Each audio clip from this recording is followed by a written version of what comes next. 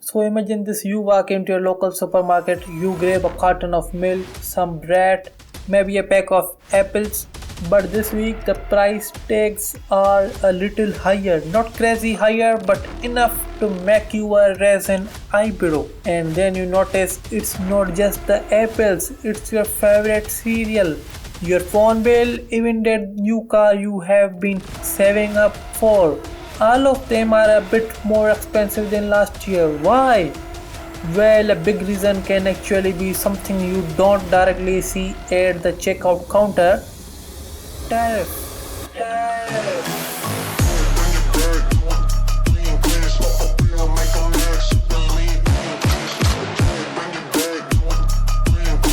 One government decision in Washington or Beijing, and suddenly your phone, your food, your fuel all cost more. Apple, Walmart, Tesla, even Lamborghini.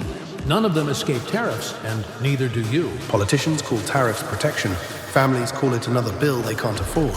From your grocery bill to your dream car, tariffs are quietly draining your wallet. This isn't just global trade. Its personal tariffs are shaping the life of every middle-class family.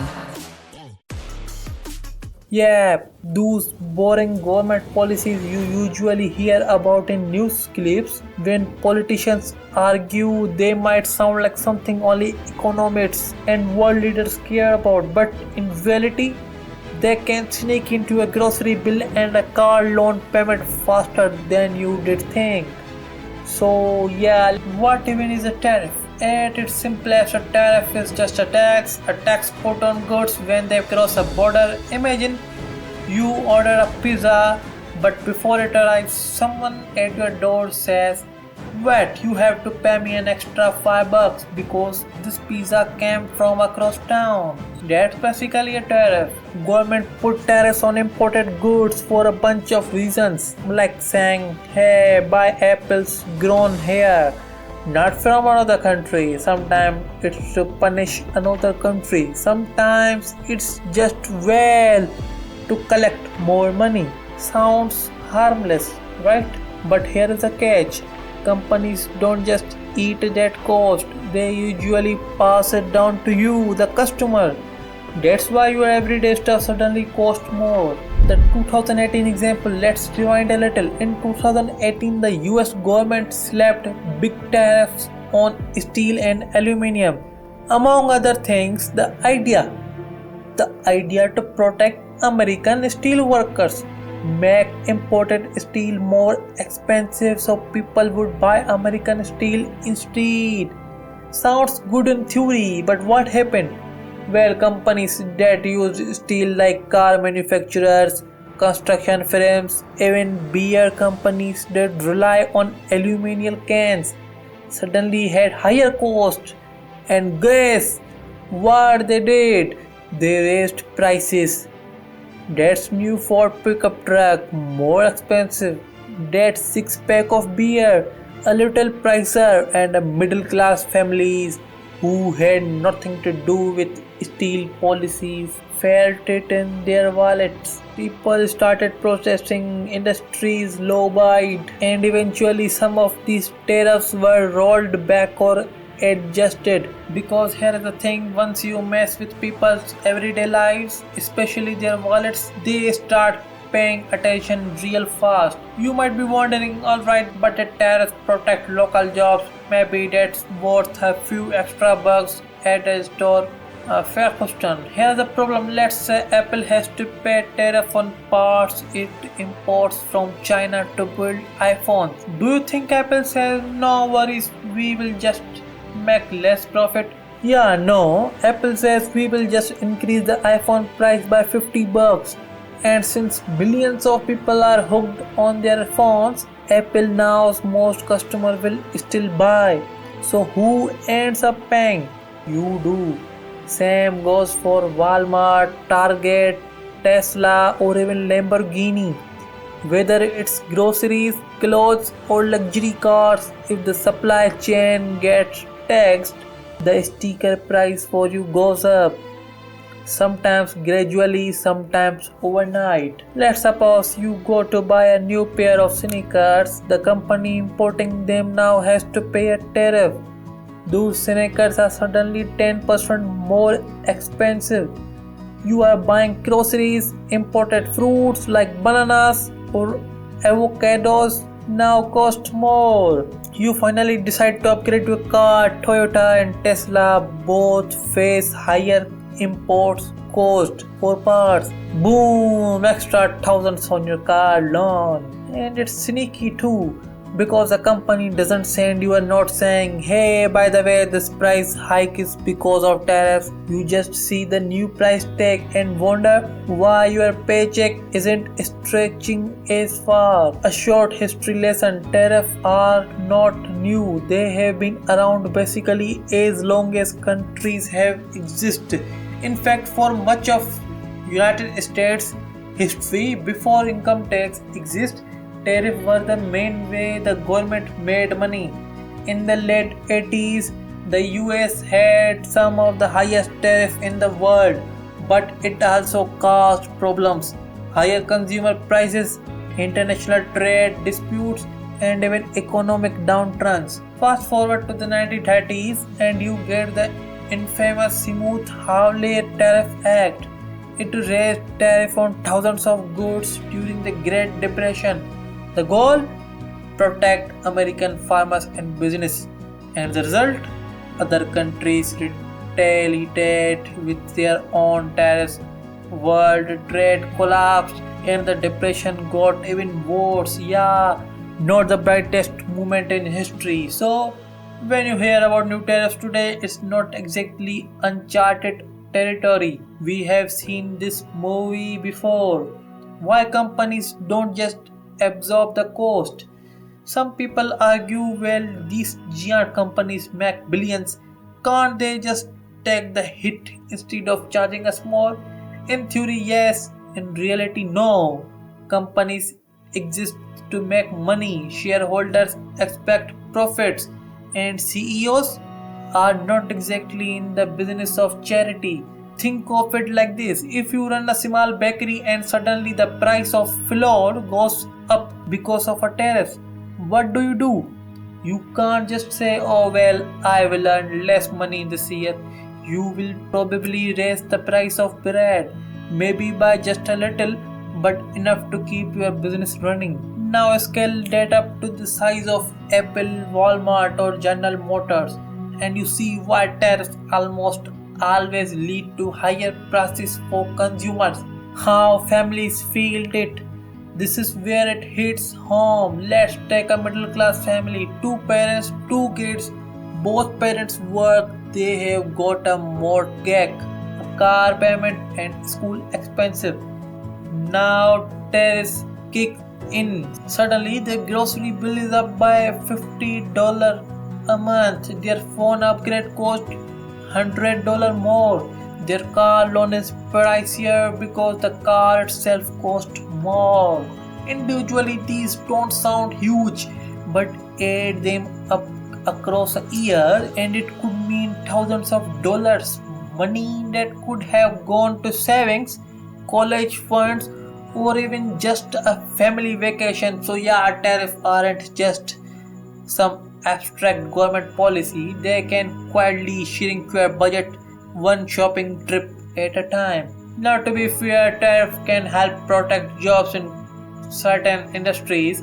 If you are a steel worker and tariffs means your factory stays open, that's a real tangible benefit. Politicians often frame tariffs as a way to put our country first and protect workers. But here is the tariff off. Those jobs are being protected by millions of people paying a little more for everyday things.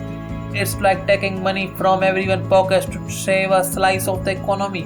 Whether that's worth it or not, that's a debate. Well, now talk about how big companies react to tariffs.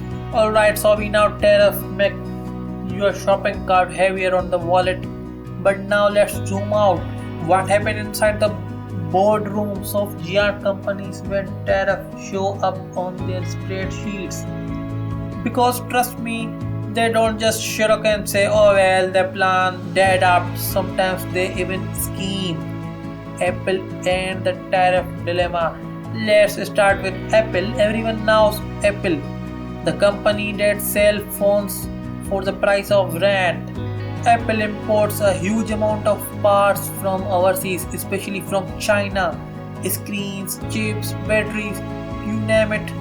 When tariff hits Chinese imports, Apple face a big decision. First, eat the cost and make less profit. Second is raise iPhone prices and let customers pay. Third, shift production to other countries. What did Apple do? Well, Amex, they nudged up prices of course, and quietly they start moving some production to places like India and Vietnam. It's like when your favorite restaurant raises menu prices and changes its chief at the same time. But here's the thing, Apple knows people are addicted to their products.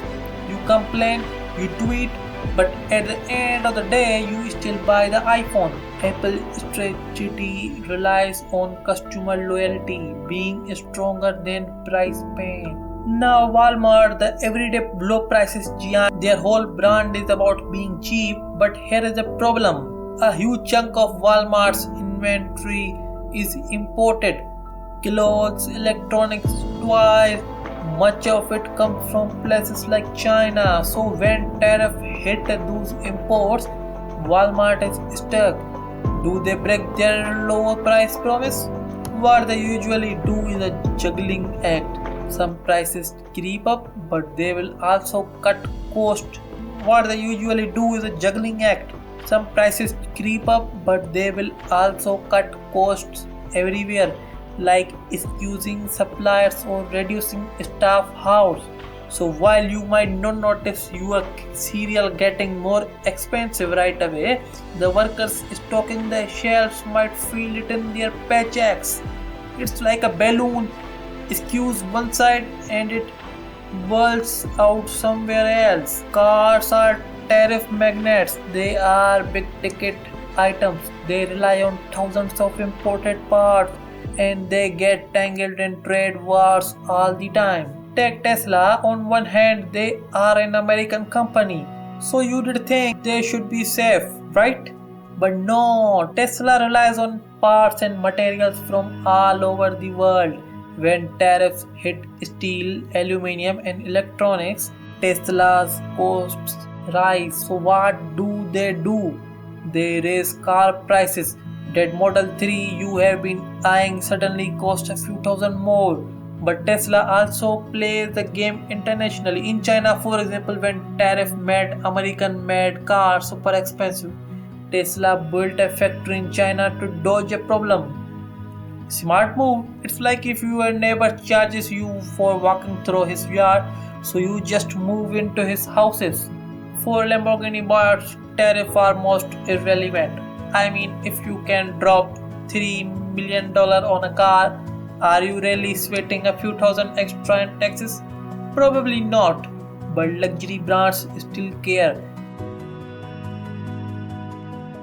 because tariff can mess with prestige and sales volume. Irrelevant. I mean, if you can drop $3 million on a car, are you really sweating a few thousand extra in taxes?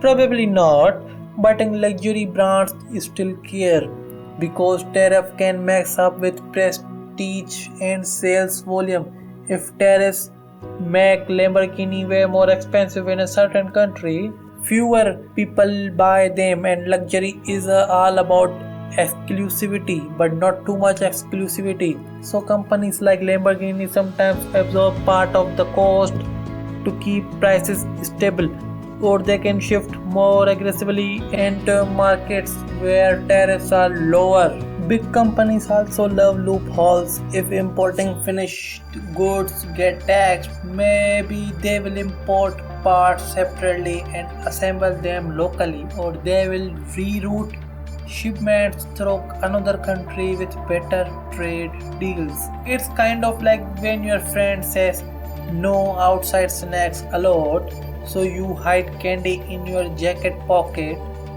The candy still gets in, These tricks can save companies millions, but again, the average shopper usually doesn't see any of this.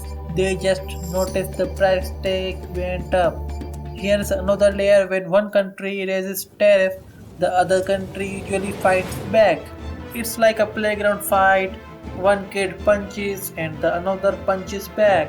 So, when the US slapped tariff on Chinese goods, China hit back with tariff on American exports like soybeans, pork, and cars that hurt American farmers and manufacturers. Suddenly, it's not just US consumers paying more, it's also US businesses losing customer overseas. This retaliation cycle can spiral quickly, and companies caught in the middle often have to rethink entire supply chains. So yeah, companies don't just passively accept tariffs.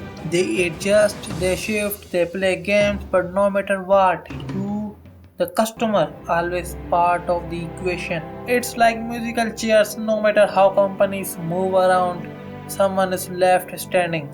And more often than not, it's the everyday consumer. So we have seen the basics of tariffs and how giant companies from Apple to Lamborghini react when they are forced to pay them. But there is still one big piece missing: the people. What do tariffs mean for middle class families, for jobs, for everyday life, beyond just prices?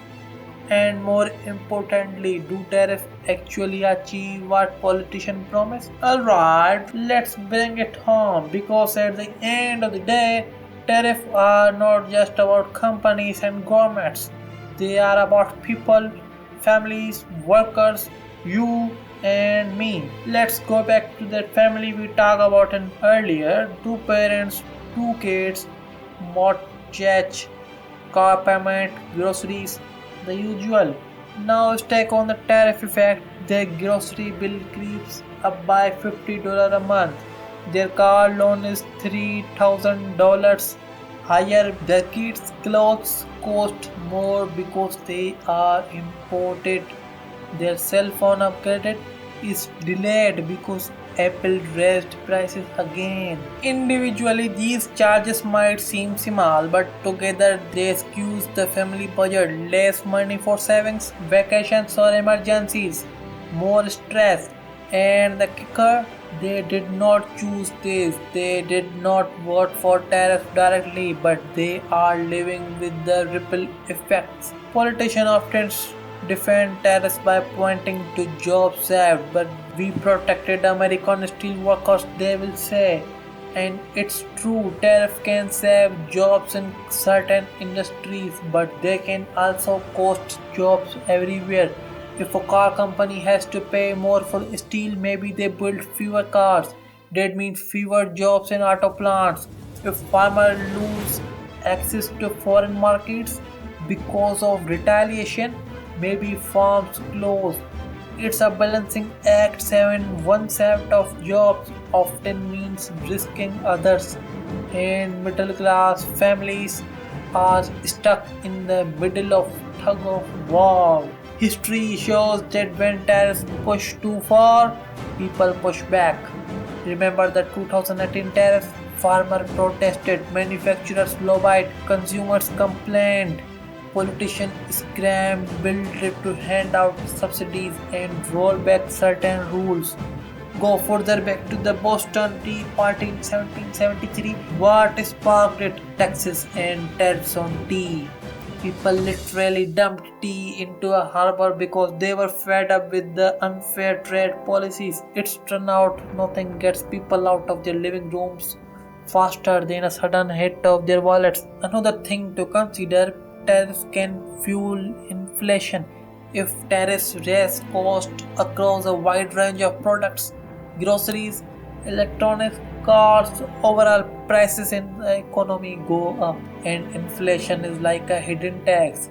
It eats away at purchasing power, and families feel poor even if their paychecks stay the same. So while politicians talk about protecting jobs or punishing rival countries, What families often hear is your dollar doesn't go as far as it used to. Think about these scenarios. A young couple wants to buy their first home, but building material cost more than because of tariff. Their dream house delayed. A college student save up for a laptop, but tariffs on electronic push the prices just out of reach. That semester project harder to finish.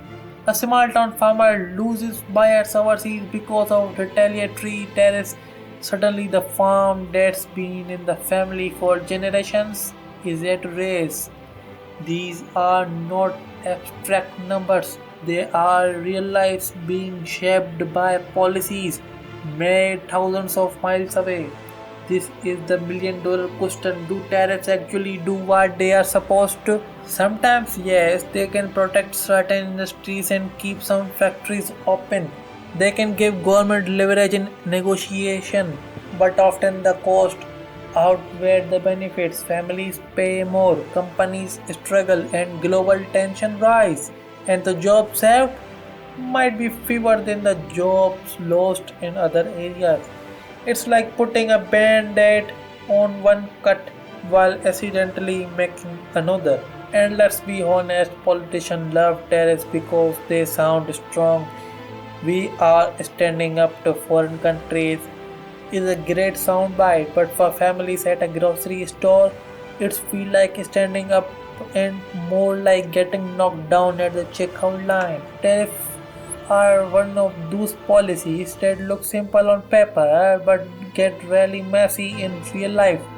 They save some jobs, they raise some prices, and they spark endless debates about what is fair in global trade. But here is the truth, at the end of the day, it's not Apple or Walmart or even the government. It's people, families, middle class households just trying to make ends meet.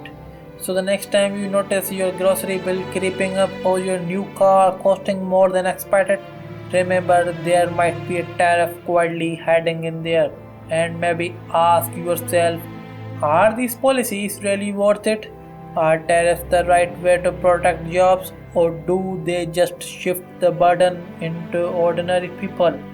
I don't have all the answer, but one thing I do know, whenever government mess with trade, it's regular people who feel it first.